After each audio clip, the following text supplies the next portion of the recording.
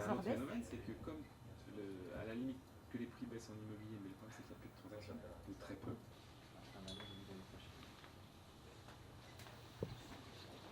Après l'annonce de ce plan énorme annoncé aux États-Unis, on a un marché qui digère des deux côtés de l'Atlantique cette nouvelle en disant qu'au final, les mesures ne sont pas forcément en adéquation avec les besoins et que c'est un signal de problèmes beaucoup plus importants que ce qu'on avait imaginé.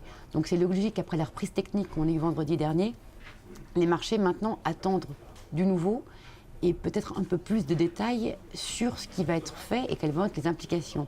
Et donc on est revenu un petit peu au point de départ, c'est-à-dire que sur une semaine, les indices européens et mondiaux ne bougent plus.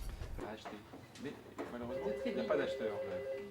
Alors il y a un truc qui est mieux qui devrait être utopiste. Oui, on est utopiste, mais je préfère qu'ils me disent. Ouais, Alors.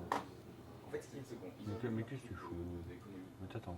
Quelles que soient les annonces qui seront faites à court terme, de toutes les manières, pour qu'elles aient des effets, il faudra attendre. Et donc, c'est le temps qui permettra d'avoir une meilleure visibilité sur les financières et donc au marché de pouvoir repartir. Donc, c'est l'élément moteur. Ce n'est pas les annonces et qu'est-ce qu'il y aura dans les annonces. C'est vraiment comment elles seront appréhendées par le monde industriel et notamment par les financières. Donc, c'est pour ça qu'on imagine qu'à court terme, il n'y a pas de raison fondamentale pour que les marchés réexplosent à la hausse, mis à part des facteurs techniques.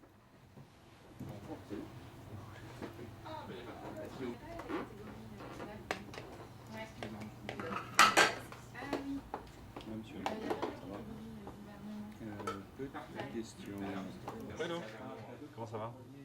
Bien. Donc demain soir?